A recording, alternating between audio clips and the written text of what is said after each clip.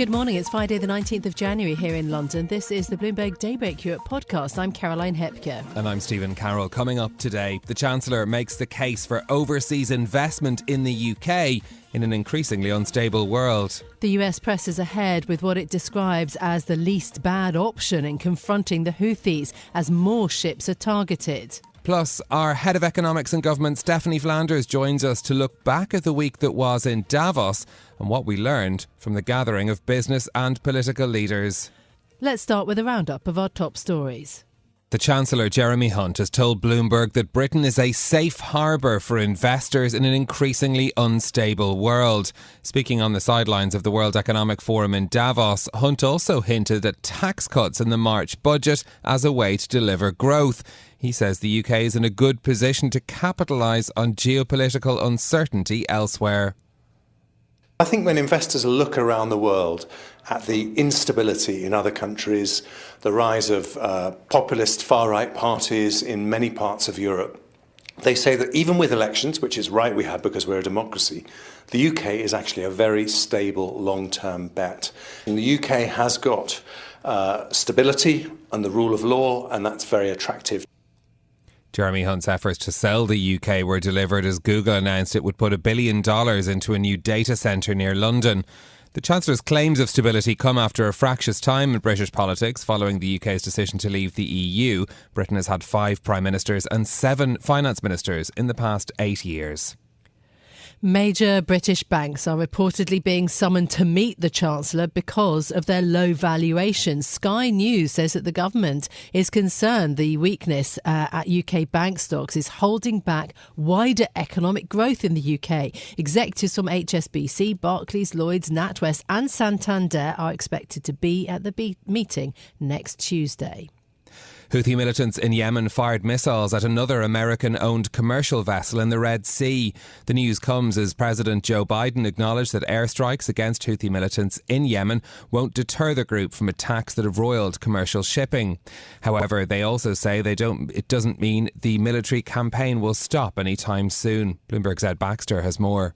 The White House says it is the least bad option, that it won't stop Houthi attacks in the Red Sea, but can cut down on Houthi capabilities. Pentagon spokeswoman Sabrina Singh says the U.S. is not at war. This is limited. Destroy missiles that could be launched and that we're preparing to launch either towards U.S. Navy ships that are in the region, that are in that waterway, or other commercial vessels. The Houthis say the two are indeed in direct conflict and will not stop the attacks. Ed Baxter, Bloomberg Radio.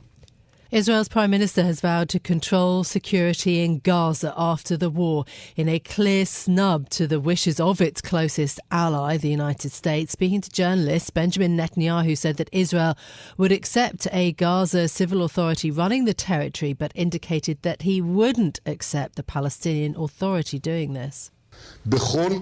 In any future arrangement, settlement or no settlement, Israel needs security control over all territory west of Jordan.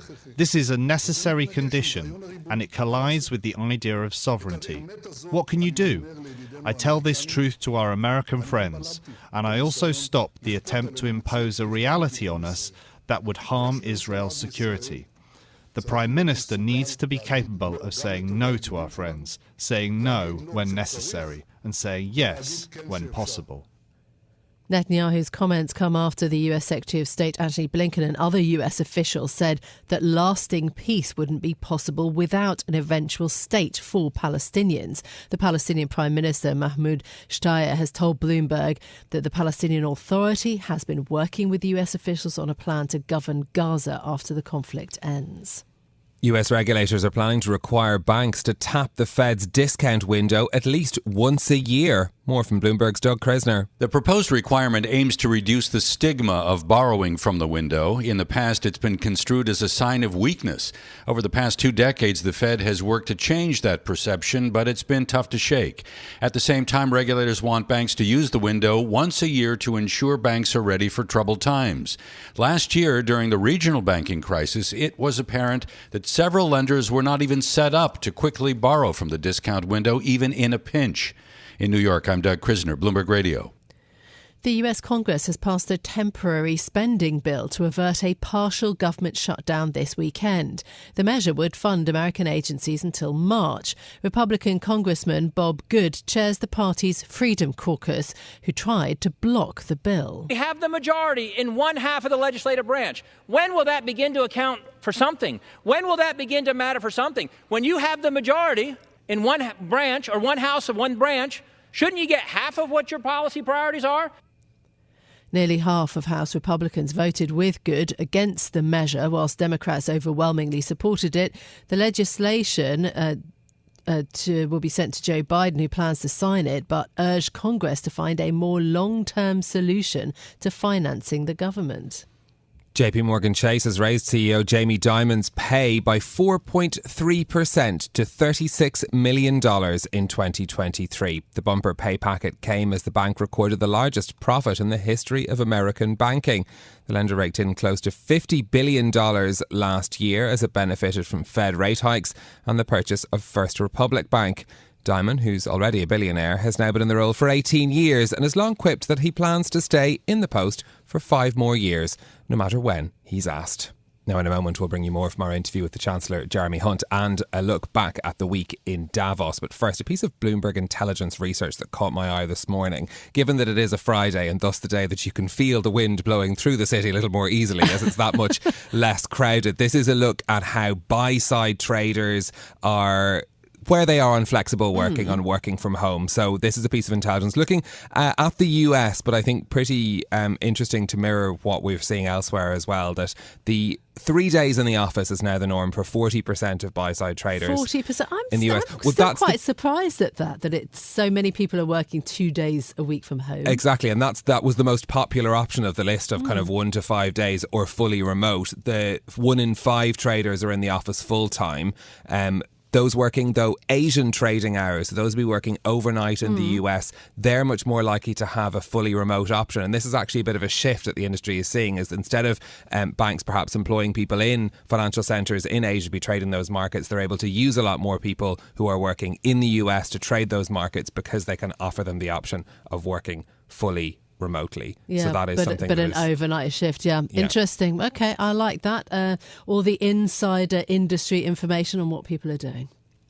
Let's bring you more now from our interview with the Chancellor Jeremy Hunt, who's been speaking to Bloomberg at the World Economic Forum in Davos. He repeated his hope that he can cut taxes in the budget on March 6th and that he believes the UK is now a stable, long-term bet for investors. Jeremy Hunt has been speaking to Bloomberg's Francine Lacqua.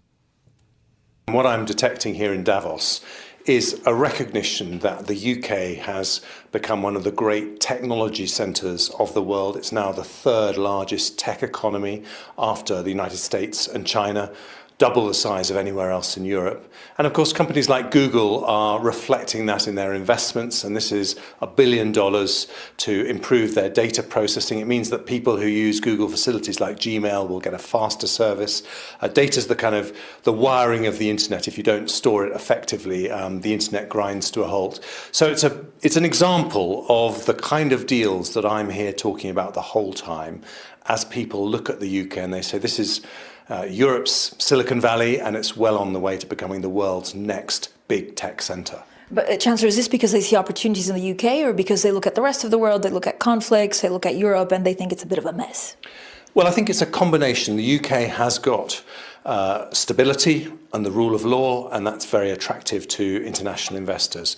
But it's also got 2 things that virtually nowhere else has. Outside the United States, the biggest financial services sector. So these small businesses that get off the ground can get the backing they need to grow. And that is very interesting to companies like Google and Microsoft. But it's also got, outside the United States, the world's most respected universities, 4 of the world's top 20 universities. So the new ideas that are, for example, creating the new medicines of the future, a lot of that is happening in the UK, and that makes it a very exciting place to invest. But Chancellor, at the same time, there's so many questions. I mean, there was so much turbulence in the UK economy because of politics. We're now a little bit more stable, but we're looking at elections, and your party is far behind. What promises do you give to investors now? Well, I think when investors look around the world at the instability in other countries, the rise of populist far-right parties in many parts of Europe, They say that even with elections, which is right we have because we're a democracy, the UK is actually a very stable long-term bet. And what they're also seeing is something they haven't seen before, which is that the technology sector is now so vibrant in the UK that they can't really afford not to be there. Will you tell actually investors that we'll see a corporation tax cut? Well, they've already seen a huge corporation tax cut because in the autumn statement I introduced full expensing of capital allowances, which means for investors investing capital, they get a 25% discount off their corporation tax bill, which is more attractive than any other major country. So we will continue to do everything we can to get the tax burden down. And that is, a choice we have as a country because other parties would increase the tax burden, they'd increase borrowing. We think the way we grow the economy is by reducing taxes, making them more competitive. But will that happen in the next budget statement? And is that going to be the last financial event before the election? Well, Fran, it's early days for the budget. It's on March the 6th. I haven't seen the final figures from the Office for Budget Responsibility, so I don't know the headroom that I'm going to have to play with. But what I can tell you is what I want to do, because I look around the world and I see that North America, Asia, where generally countries have lower taxes than Europe, they're growing faster. In Europe, where our taxes tend to be higher, we're growing more slowly. So if I can, I want to reduce the tax burden and make the UK more competitive, more dynamic, more vibrant. Will you deliver an autumn statement, or will we have an election before then? Well, the timing of the election, I wish I could tell you, and it's not that I'm hiding, I just don't know. This is a decision for the Prime Minister. What I have to do as Chancellor is make sure that I set the economy on the right track, because the main reason people vote Conservative is because they trust us with the economy, and they can look at Rishi Sunak's record, my record. They can see we brought inflation down from 11.1% to 4%. So far we've avoided a recession, even though many people predicted we'd get one, and they can see tremendous prospects for the future. I mean, your party was not always stable, but when you look at instability across the world, and this is conflicts, this is concerns with the price of oil, and of course what we're seeing in the Middle East and Ukraine, do you worry that it's going to be a hard, very difficult economy this year? Well, I think I worry about the world, yes. I don't think we've seen it this unstable for a very long time. And the UK, of course, has a very important role in protecting global stability, working alongside our allies like the United States. And of course, if you're responsible for a country's economy, you have to keep a very careful eye on what's happening in places like the Red Sea. But what I would say is that the things that will really help to do that, bring down inflation, bring down borrowing, keep public spending under control, that will make the economy resilient for whatever shocks might be around the corner.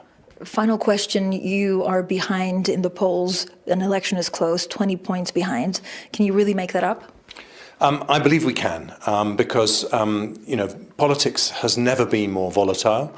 And in the end, when people see an economy that has weathered a pandemic, weathered the cost of living crisis, the very many shocks and challenges we've had, and when they see that actually our potential is huge despite all those challenges, I think they'll understand the value of a Conservative government. That was the Chancellor Jeremy Hunt speaking to Bloomberg's Francine Lacqua in Davos. Now, the World Economic Forum wraps up its meetings today in Davos. Bloomberg's head of economics and government, Stephanie Flanders, has been in Switzerland all of this week, and she joins us now to discuss. Stephanie, good morning. Good morning. There seem to be two competing narratives at Davos. On the one hand, rising geopolitical tension, what the Chancellor was talking about just there. On the other hand, an economy globally, perhaps, that is surprisingly resilient. Which one do you think won out? It's funny, Caroline. I think when you people arrived, I think they thought they were going to spend all week talking about geopolitics, and there's obviously plenty to discuss. And we've got all this election coming down the track, so there's kind of what people called here the return of the political, as well as the sort of hot wars in Ukraine and lots of focus on the Middle East, obviously. But yeah, you couldn't sort of help feeling that despite all of that, over the course of a few days, deals were being done, and there was this sort of creeping feeling of having dodged a bullet. That if you look at what forecasts, any kind of consensus forecasts and economic models would have predicted to be the result of the kind of interest rate increases that we've seen in most of the developed economies over the last year and a half. All of the economies should have shrunk by now. They should have had a recession. We certainly should have been looking down the barrel of a recession. The UK, for example, if you just look at how far interest rates have gone up, should have had a recession shrinking by 3.5%. Similar numbers for the Europe. So we're sort of looking around, although growth is not looking great for this year. It looks at if the forecasts are even sort of roughly right for inflation, we've managed to bring down what could have been a 70s-style inflation problem without an 80s-style recession. And it was, that I think was in the end the feeling that won out, even though, many of us might think that was a little bit wishful thinking. And certainly if you look at the stock market, the US stock market, you might think that is a little bit Goldilocks scenario. Central to the conversation about what happens next, of course, is interest rate cuts. We did hear from a rake of central bankers this week as well. Did they manage to convey the message that the markets are, if you'll pardon the pun, way over their skis on rate cut forecasts? Well, we heard, Christine Lagarde obviously spoke to Francine earlier in the week, and we did, we got some news in the sense, and she was, I think, surprisingly happy to talk about the likelihood of an interest rate cut from the European Central Bank in the summer. Others were sort of pushing back a little bit. They certainly was not wanting to be pushed on timings, which is predictable. We would always have that. But yeah, I'm sure as they looking at particularly how the US stocks have performed in the last few months, have to be a little bit nervous that something here is going to have to break in this very golden scenario, because either if inflation ends up being higher than we expect and turns out to be more of a problem, well, they have the scenario of maybe having to backtrack, which they really don't want to do after they start reducing rates. And of course, the other possibility is that we still have a lot of the impact of higher interest rates yet to come, and the economy weakens unexpectedly. Although I think the focus on that is definitely less than it was. Yeah. Although, of course, this year is the year of elections in many parts of the world. And actually going into this week, the World Economic Forum was highlighting misinformation and disinformation as being the biggest risk this year. From the conversations that you've had, what actually were the risks that people were most worried about, do you think? It was more, I think, that AI, which I'm sure you would have heard lots about from lots of people. There was definitely a shift on that, because in the past, it's not something that we haven't talked about here in Davos. The likes of McKinsey and a lot of academics have often been here talking about the impact of machine learning and digitalization and AI on the economy. But that was kind of it. We kind of knew what AI was, and the question was, how are we going to manage the risks, and how is it going to affect jobs and business models? There's all of that is obviously now kind of accelerated because of just the sheer pace of change in the last year. But also, I think the more that people here are talking to those who are at the front line of this and these developments, kind of realizing that even the experts don't quite understand how these models have progressed as far as they have, as quickly as they have. You have the likes of Bill Gates saying, that he didn't really understand how ChatGPT worked as well as it did.